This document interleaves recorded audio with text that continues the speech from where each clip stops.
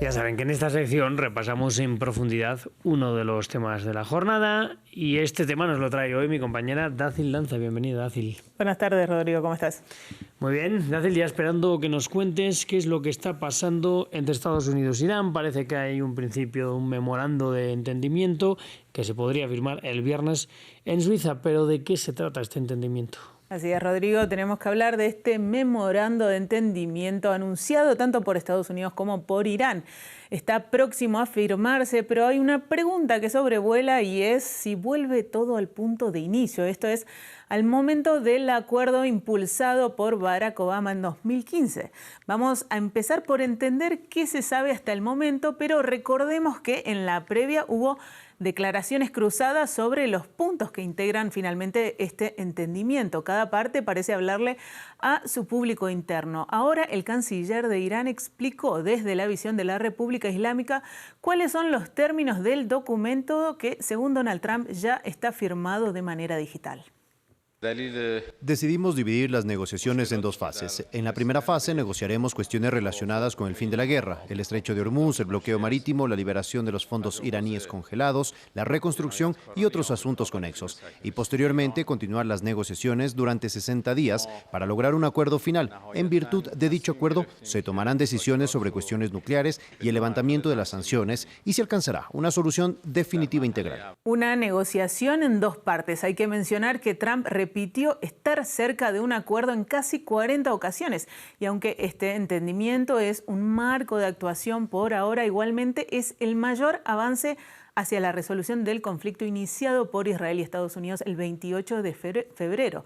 Pero veamos ahora qué contempla este entendimiento según la versión de Estados Unidos. El vicepresidente J.D. Vance declaró ayer que el texto se dará a conocer esta semana mientras continúan las negociaciones sobre los detalles finales. Pero un punto que resonó y es lo que tiene que ver con las inspecciones del OIEA, tal como contemplaba el acuerdo que impulsó Barack Obama en 2015.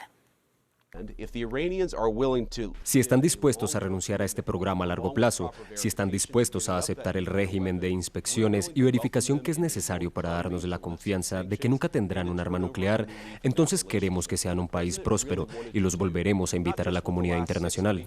En una entrevista aparte con CNBC, Vance declaró que el canciller y el presidente de la Cámara Baja de Irán representarán a la República Islámica en la firma del acuerdo en Suiza el viernes. Y aunque quedan muchos detalles por concretar, el pacto podría depender del cese de las hostilidades en Líbano, muy resistida por Benjamín Netanyahu, quien quedó por fuera de las negociaciones. Bueno, pues veremos. Hay que hablar entonces de la comparación con el acuerdo de 2015, que se hace evidente ahora mismo, Dácil. ¿Qué nos dice la negociación actual si miramos hacia atrás?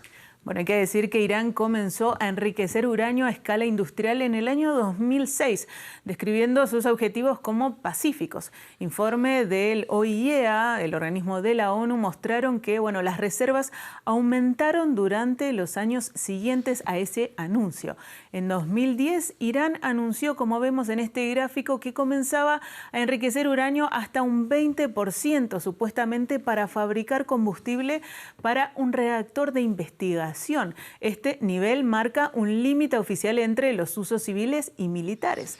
A medida que las reservas seguían aumentando, la administración de Obama inició conversaciones para reducir esas reservas, algo que fue resistido por Israel. Benjamín Netanyahu fue hasta el Congreso de Estados Unidos y dijo lo siguiente. Pero eso, amigos míos, es precisamente lo que podría ocurrir si Irán acepta el acuerdo que se está negociando. Ese acuerdo no impedirá que Irán desarrolle armas nucleares, sino que prácticamente garantizará que Irán obtenga esas armas y muchas de ellas. Pero las conversaciones igualmente siguieron pese a esta resistencia y alcanzaron un acuerdo a mediados de 2015. Lo firmó Irán junto al P5+1, esto es los miembros del Consejo de Seguridad de la ONU, así como también la Unión Europea. En julio de 2015, Obama anunció la firma del acuerdo destacando que podrían inspeccionar las reservas de uranio de Irán. Gracias a este acuerdo, por primera vez podremos verificar todos estos compromisos. Esto significa que este acuerdo no se basa en la confianza, sino en la verificación. Este acuerdo limitó la pureza del uranio enriquecido de Irán al 3,67% y el tamaño de sus reservas por el tiempo de 15 años. Para que tengamos una idea del enriquecimiento que se permitió, está muy por debajo del nivel de la investigación científica, que como vemos aquí es del 20%, mientras que los niveles para uso militar del enriquecimiento del uranio tienen que llegar a un 90%.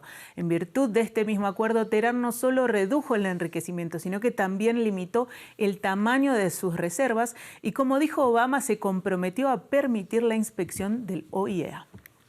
Bueno, esto fue con Obama, después llegó Donald Trump y en su primer mandato se salió del acuerdo y esto ha sido un desencuentro. Entre medias ha estado el mandato de Biden, pero ha sido un desencuentro que ha llegado hasta este conflicto del que hablamos ahora. Así es, Rodrigo. Tenemos que decir que en 2018 Trump retiró a Estados Unidos del pacto y reimpuso una serie de duras sanciones. Escuchemos lo que decía. En un breve lapso de tiempo, el principal estado patrocinador del terrorismo a nivel mundial estará a punto de adquirir las armas más peligrosas del mundo. Por lo tanto, anuncio hoy que Estados Unidos se retirará del acuerdo nuclear con Irán. En breves instantes firmaré un memorando presidencial para comenzar a restablecer las sanciones nucleares estadounidenses contra el régimen iraní. En ese momento, Irán carecía de la cantidad de uranio suficiente para fabricar una sola bomba. Entonces, Irán comenzó a enriquecer su uranio por encima del límite establecido en el acuerdo. Primero, bajo los niveles, justamente para presionar las negociaciones con Occidente, hasta que el 20% a principios de 2021, justo antes de que Trump dejara el cargo. Hay que decir que la administración Biden, que vino después, intentó sin ningún éxito restablecer aspectos de ese acuerdo inicial, pero las negociaciones, sin embargo, fracasaron. Irán siguió enriqueciendo hasta el 60%, justamente quedando a un paso del grado preferido, necesario para la fabricación de una bomba atómica. Según expertos, es mucho más difícil pasar del 0 al 20% del enriquecimiento que del 20 al 60%, incluso al 90%. El nivel, justamente, como decíamos, para fabricar un arma nuclear.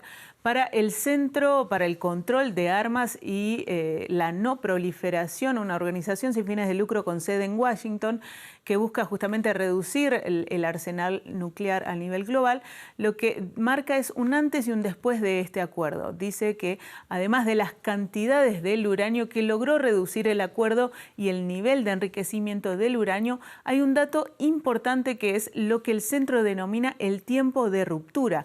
¿Esto a qué se refiere? Bueno, es el tiempo que tomaría a Irán acumular suficiente material para fabricar un arma nuclear. Antes del acuerdo era de 2 a 3 meses. Durante el acuerdo era de más de 12 meses y desde la salida del acuerdo, en solo un par de semanas justamente se lograría fabricar un arma nuclear, justamente por la salida de Donald Trump de este acuerdo alcanzado por Obama. Trump nuevamente en el cargo en 2025. Lo que se produjo a partir de ese momento es que las reservas de uranio enriquecido de Irán crecieron a un ritmo muy rápido y al nivel más rápido desde la creación de desde que la OIEA está midiendo estas reservas de Teherán. Bueno, ahora cabe una pregunta y es si esta guerra le ha servido de algo a Donald Trump o ha gastado recursos, ha gastado dinero, ha matado a personas. Para nada, para volver al punto de inicio. Así parece, Rodrigo, pero vemos que a pesar de que el acuerdo pareció limitar la proximidad de Irán de hacerse con un arma nuclear, Trump avanzó en su estrategia y hoy, a pesar de que sigue diciendo de que logrará un acuerdo mejor que el que logró Barack Obama, hay que esperar a ver si al final de las 2 etapas de la actual negociación finalmente será así como promete el presidente Trump. Ayer el expresidente demócrata se refirió a las actuales negociaciones y dijo lo siguiente. Es dudoso que cualquier acuerdo que surja sea significativamente diferente o una mejora sustancial respecto al acuerdo original, que funcionó durante mucho tiempo antes de que Estados Unidos se retirara. Creo que en retrospectiva esto nos recuerda que en muchos problemas complejos de la política exterior, la idea de que podemos resolverlos mediante la intimidación o los bombardeos puede parecer tentadora. La realidad es que si se necesita tiempo para explorar la diplomacia y agotar las posibilidades de llegar a acuerdos que no resuelvan el problema al 100%, pero sí el 80% o el 90%, 50%, evitando así la necesidad de ir a la guerra, uno pensaría que ya habríamos aprendido la lección, pero parece que de vez en cuando tenemos que volver a aprenderla. Encuestas recientes muestran que la mayor parte de los estadounidenses prefieren que Donald Trump apele a las negociaciones y no vuelva a la guerra. Veremos si este camino de la diplomacia sigue su curso o si nuevamente suenan los tambores de la guerra. Bueno, era lo que le pedían y lo que prometió él durante las elecciones. Dacil, muchísimas gracias por este repaso. Hasta la próxima. Venga, nosotros nos vamos ya con la crónica